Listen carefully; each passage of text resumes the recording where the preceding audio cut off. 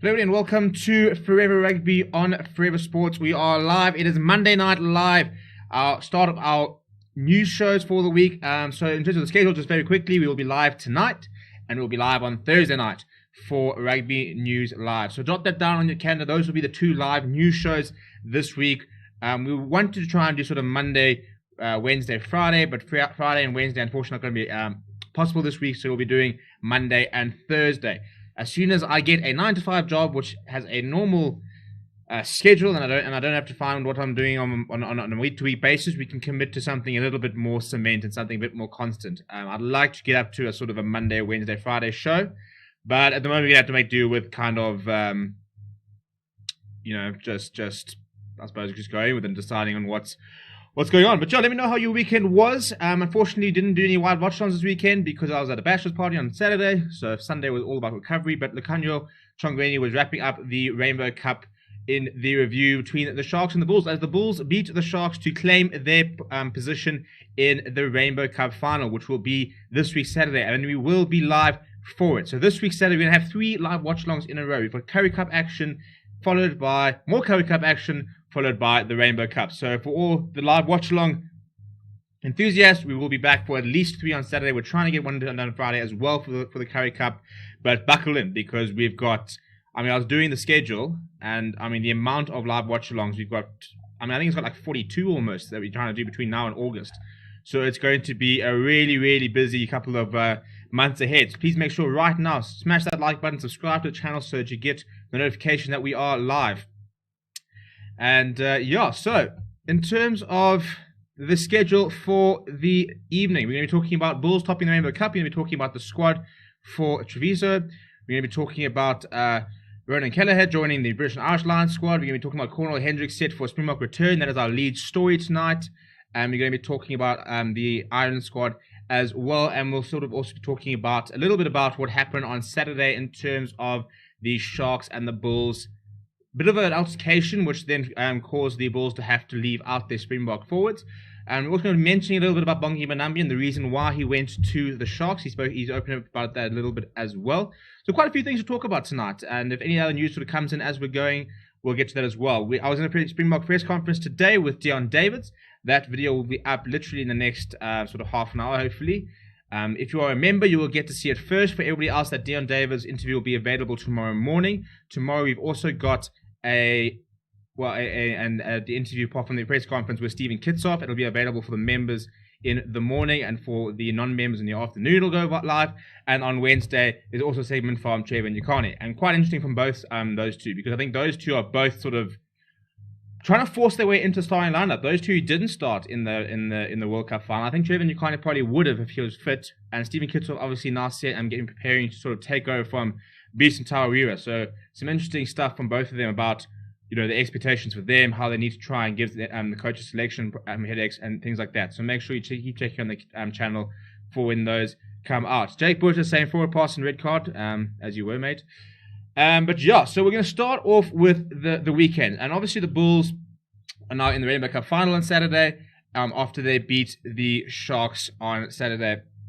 I didn't really get to see the entire game. As I said, I was unfortunately at a bachelor's, so sort of catched a lot of the highlights and stuff like that. But I don't know, just from sort of the clips I watched, it didn't seem like it was like the most sort of competitive game, or particularly like hard. I'm not saying hard fought, but quite a few smiles. It seemed to be quite a relaxed game, quite a relaxed environment. Moment of the weekend was when Sia Khaleesi scored the try. Morne Steyn pretty much celebrated with him, which was quite a nice thing to see. But it kind of had that sort of feel to it. But yeah, I think the Sharks just didn't.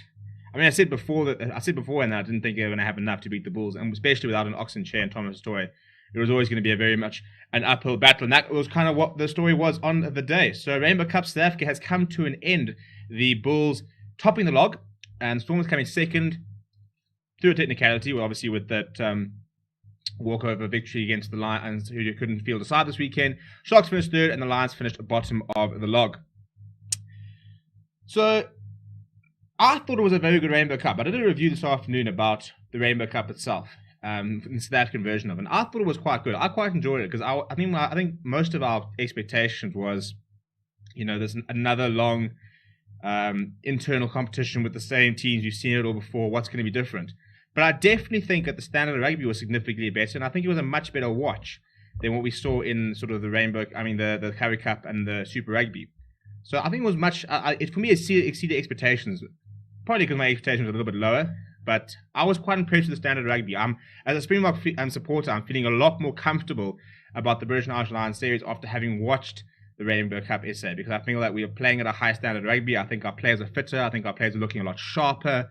You know, we've had some really big performances, which no matter what the sort of standard of rugby, I mean, some of the stats, some of the big tackle counts that some guys are putting in, you know, it's just remarkable. So I think that that's been very, very good for the Rainbow Cup. But it now all moves on to Saturday, where the Bulls are flying to Italy to face home side Benton. And speaking of that, we'll get to the comments. So Sean O'Farrell said, should be an interesting clash of styles with Benton and Bulls. I'm looking forward to it. I'm really, really looking forward to it. How's it to you, Grant Swartz? Nice to have some of the regulars in here. Jake Schroeder saying thoughts on Benton. So, I mean, I'm going to be lying to you if I tell you that I watch Benton week in, week out.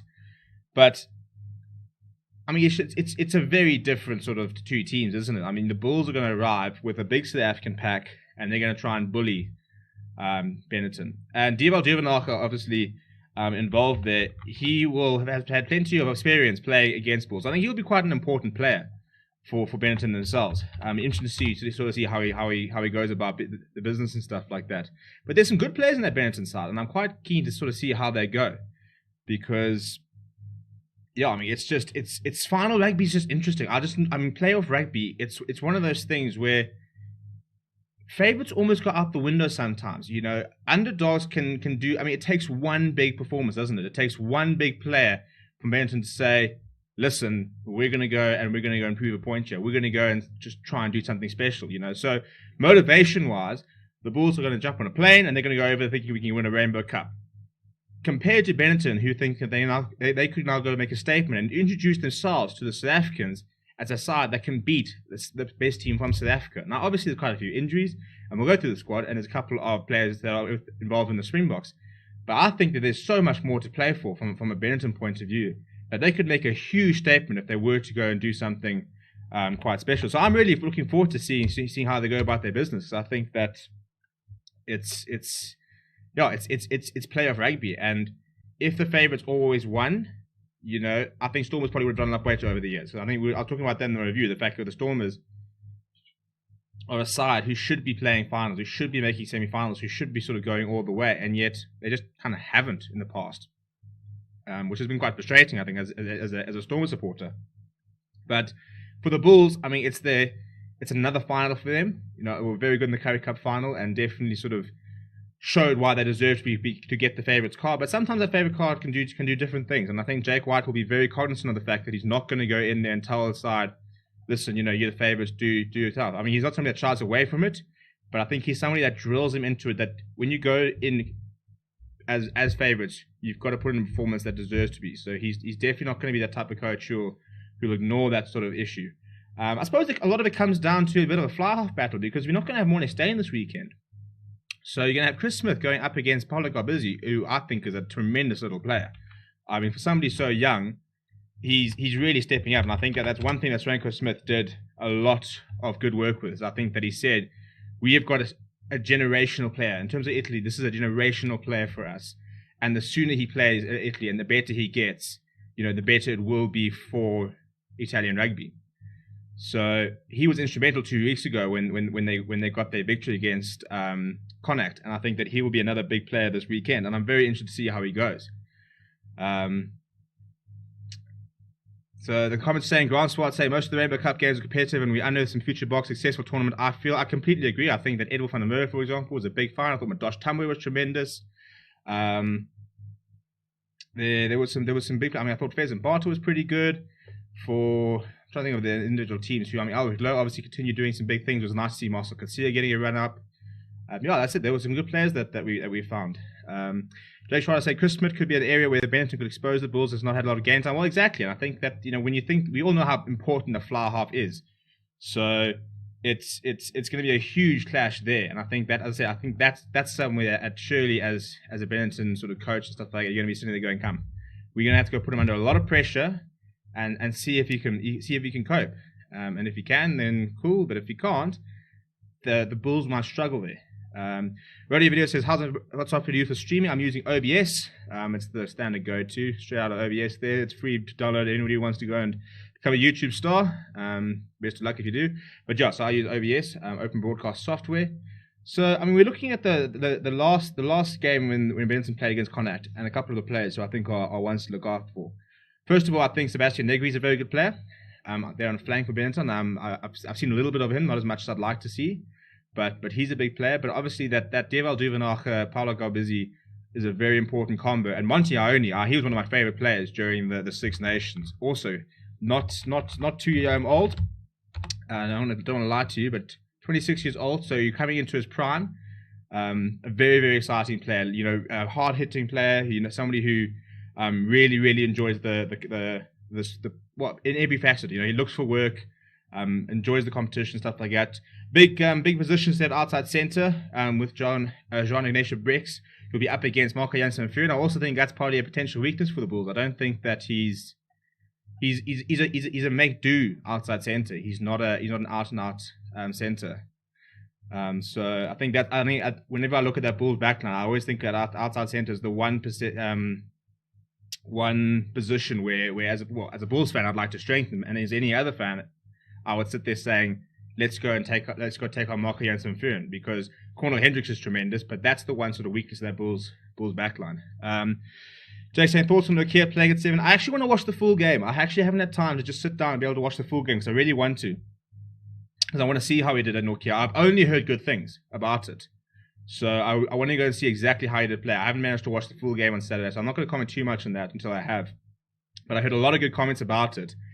And so say I do watch it, and it was a great game from him. I don't know how I feel about this whole, as soon as we've got good locks, shift them to sort of number 7, see how they can do, because we've got so many talented loose forwards. I mean, having said that, we've got so many talented locks as well. From a Bulls perspective, I don't think we're going to see it too much. I don't see how we're going to see him playing too much rugby at 7, because you've got so many loose forwards of the Bulls. I mean, you've got Marcel Coetzee, Arno Botha, Nizam Carr, Ulrich Lowe. Yeah, Marco van Staden's leaving, but Dwayne Vermeulen, Muller, there's just a lot of loose forwards in the Bulls. So I don't think we're going to see it too much. I mean, if you look at something like a Ruan Nokia, I think that he is a little bit in the piece step to Toy mold, and that he would have the capacity to be as good at flank as he would at lock. But I like him at lock. I think he's a very good lock, and I think that there's a lot less depth at lock for Bulls. So let him go and cement that position. Let him go, because I think he's pushing for a box spot in that lock position, whereas he's not going to push for a box spot right now at flank. You could in the future, who knows? Stranger things have happened. Benton have a good physical game and can spread the ball out as well. I'm very excited to see how they go. They've surprised a lot of people, because I think that before that Connacht game, it was very much, but look who they played, look who they're beating. It's nothing that special. And then they went and beat Connacht, and people had to sit back and say, well, you know what? If they do make the final, yeah, obviously they didn't get to play that final game, so it was a bit of a technicality, but there's some good players. And they've beaten some big players. So I'm really hoping that, obviously I'll be supporting the Bulls as a South African fan, but I'm really hoping that Benton pitch up and give them a really, really good go. And because it would be such a good advertisement for the Pro 16 if we can have a side like Benton go on a run like this and then push the Bulls.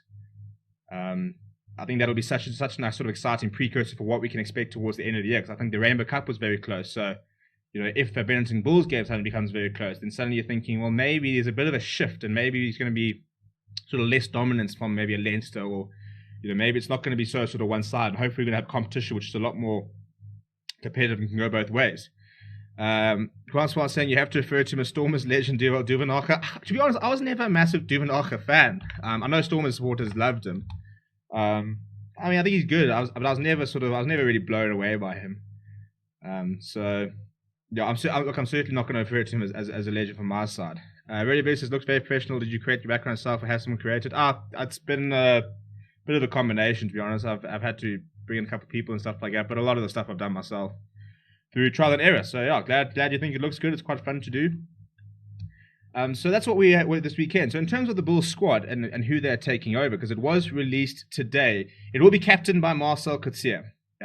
They said new captain Marcel Coetzee, so he will captain the side this weekend. So This is the squad that is going to be jumping on a plane. It is Lizo Gqoboka, Gerard Steenekamp, Johan Gwabala, Skalk Erasmus, Sidney Tobias, we haven't seen much of, Jacques van Nooren, Morne Smith, Robert Hunt, Ruan Nokia, Janko Swanepoel, Jan Ace, Walt Steenkamp, WJ Steenkamp, Muller Ace, Marcel Coetzee, Nizam Carr. So I think looking at that squad, I think we probably will get to see Ruan Nokia potentially playing at 7 again. Because I think that if you're looking at the players who haven't played a lot, I'd be very surprised if they're going to, suddenly give somebody like Muller Ace an opportunity.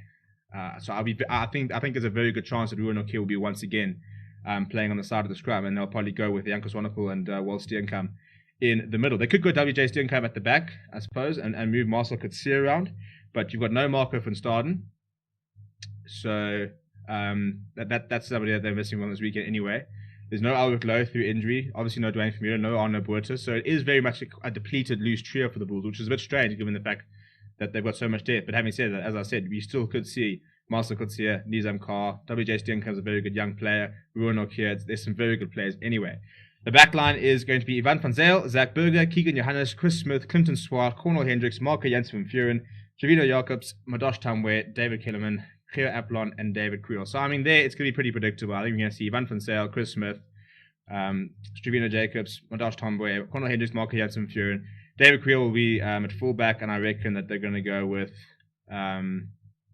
probably Zach Berger, Clinton Swart, and Geo Aplon on the bench. That's what I reckon will probably happen. I think it's fairly predictable.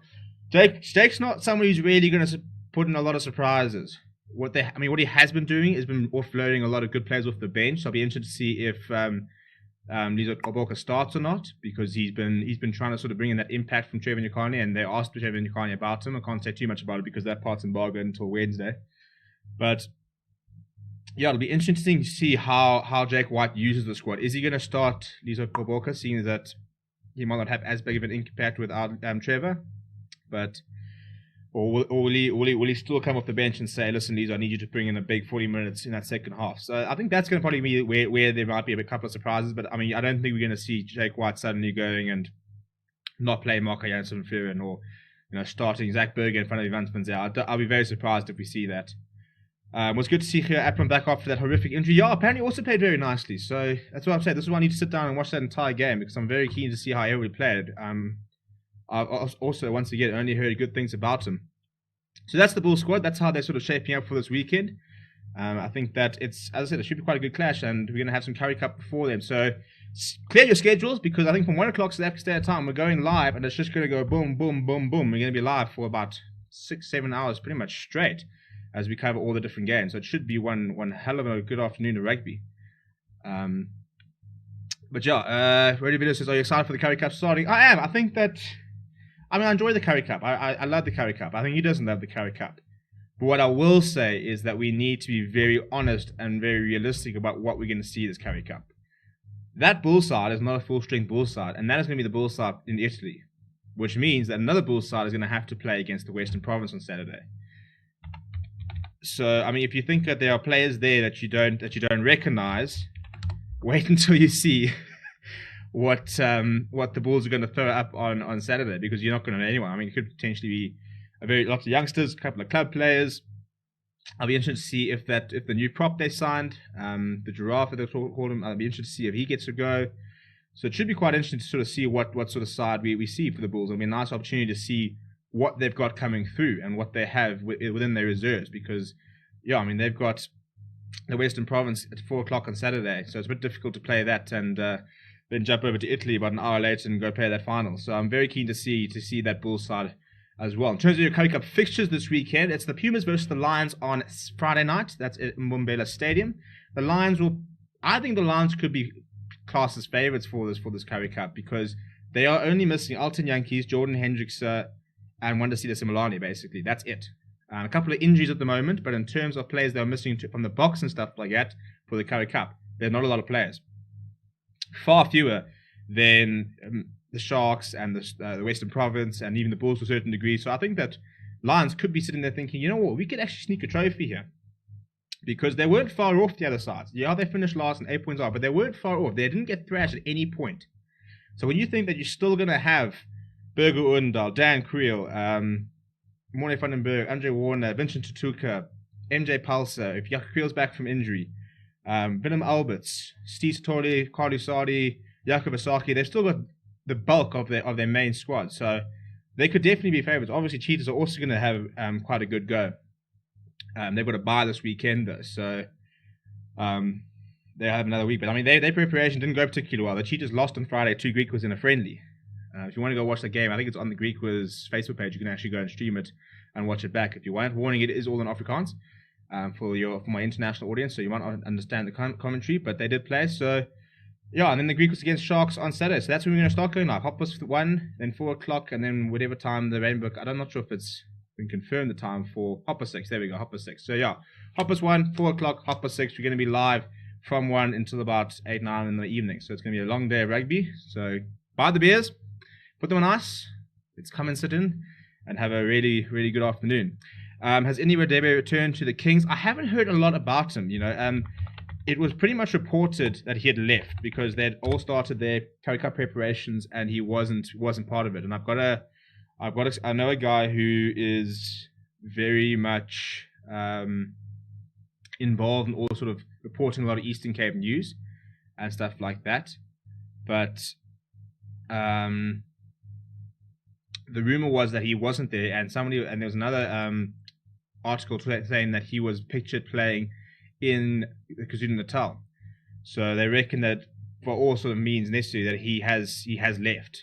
I don't know why. Yeah, it's strange. I don't know why. I don't understand the decision making there because it doesn't sound. It's not like the Sharks have announced him as a signing. So I don't know what's happening with him. I think he's somebody we've got to get onto into these side. Currie Cup, for example, there are teams that could use that player.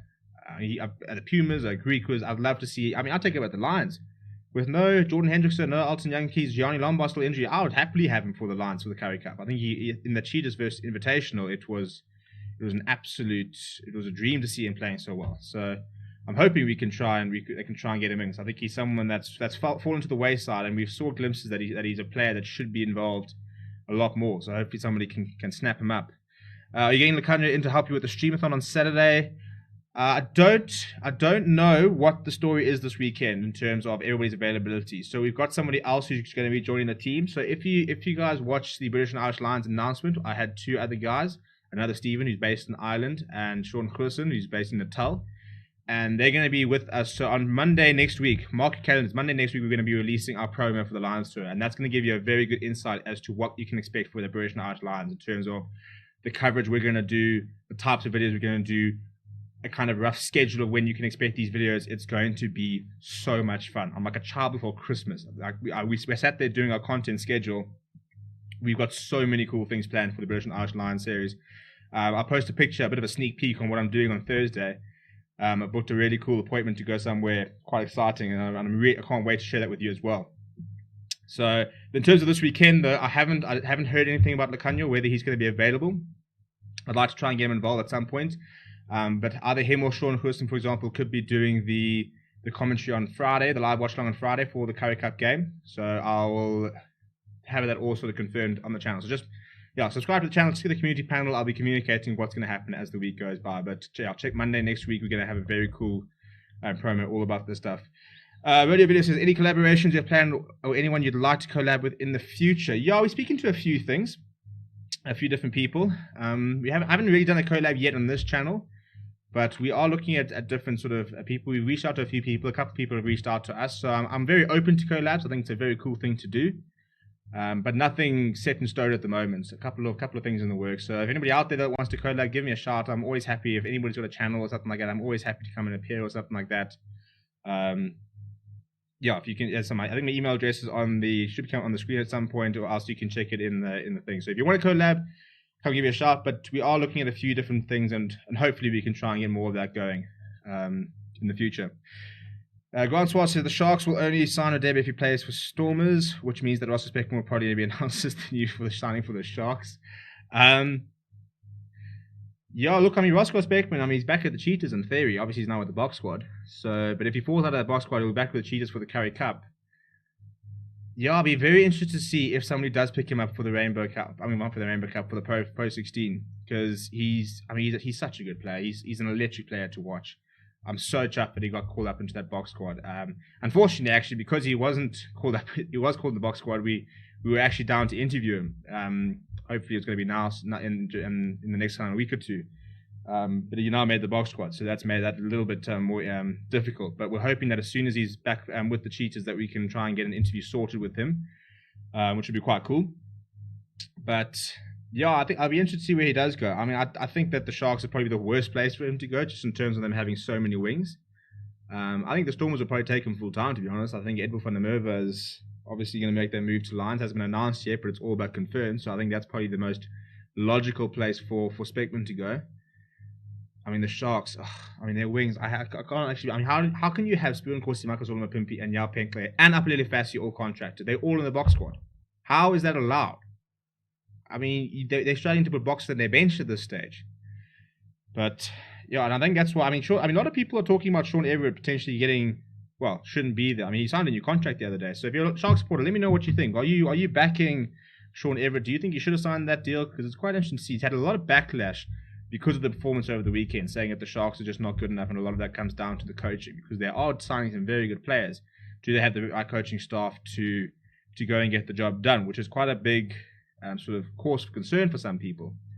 But moving on to the British and Irish Lions, because there are two players who are kind of on the fringes of these squads for very different reasons. So we're going to start with the British and Irish Lions squad. And Ronan Kelleher has been training with the squad this week. So the British and Irish Lions kicked off their preparations today, basically. Today was sort of day one. As I said, this weekend, the tour begins. The squad's all together. Reece Hammond is running around with the mascot. And they've started training. They've got a what's I think it's like a 13 or 14-day training camp in Jersey before the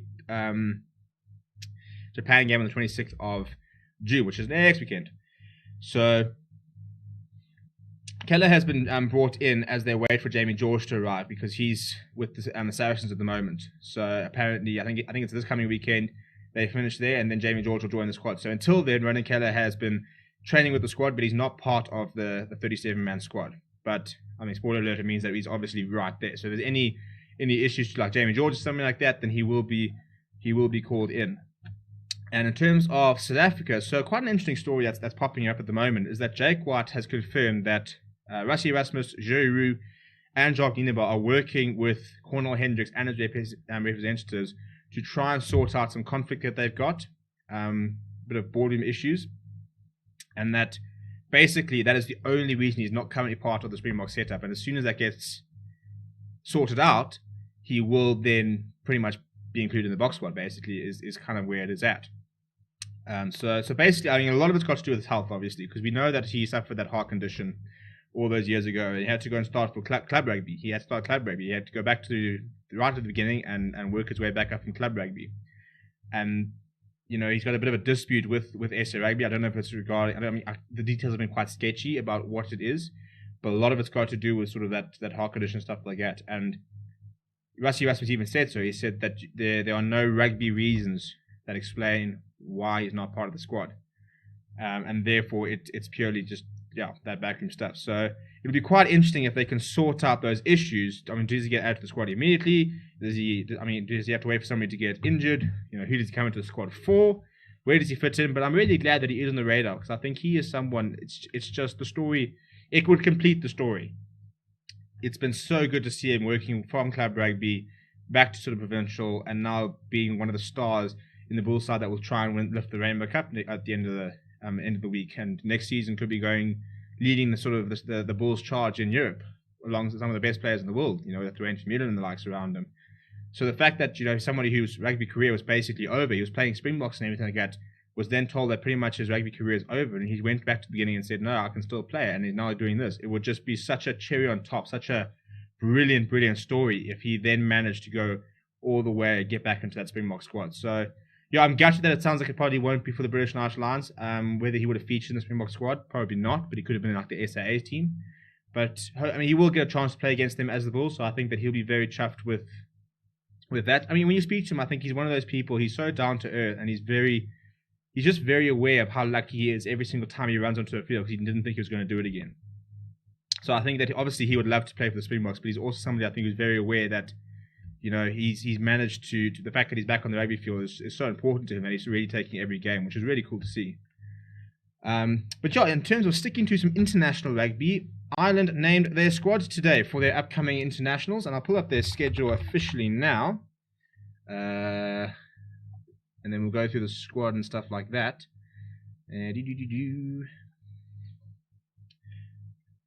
Right, so Ireland are going to be playing against Japan on the 3rd of July, and then USA on the 10th of July, and finally, is that it?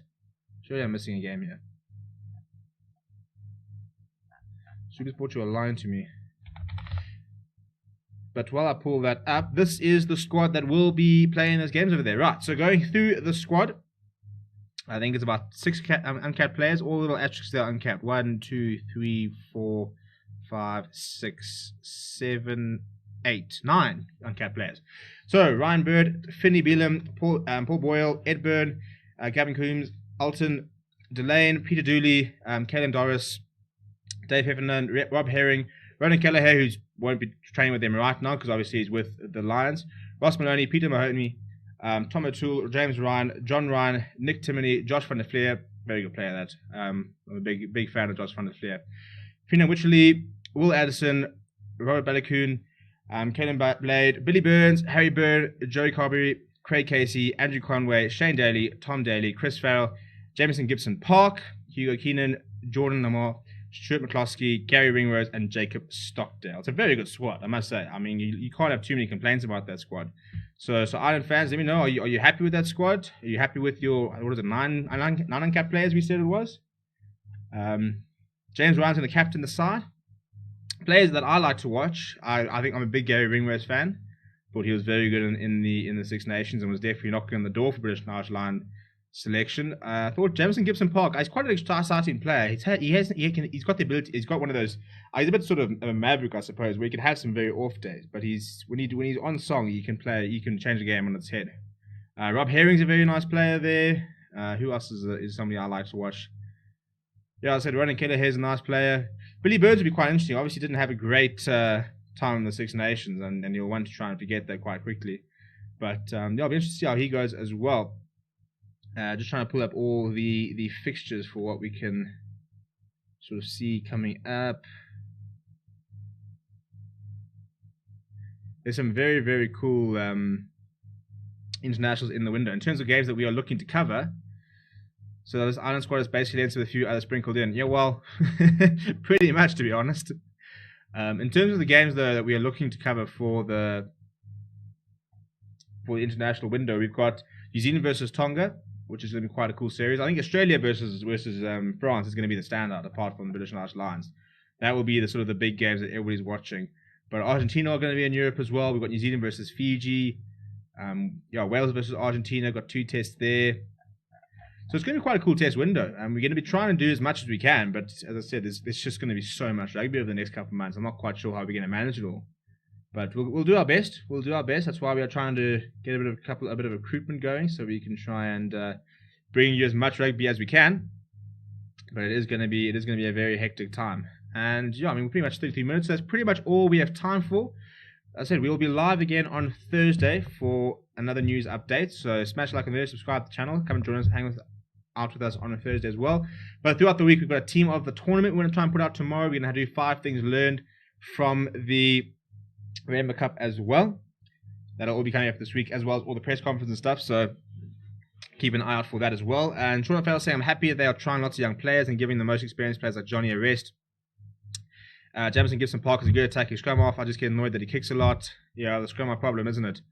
But yeah, I think it's a squad that a lot of people, as I said, will be happy to see. I always think that when you've got situations like this, you know, it is so important. If there's ever a time to bring in young players ahead of the World Cup in 2 years' time, it's during these Lions tours. So, you know, there's 2 ways you can go about it. You can sort of say we've lost a couple of players to the Lions. You always inevitably do. So we can either go sort of full guns with the experienced players, or we can kind of say, you know what, this is an opportunity.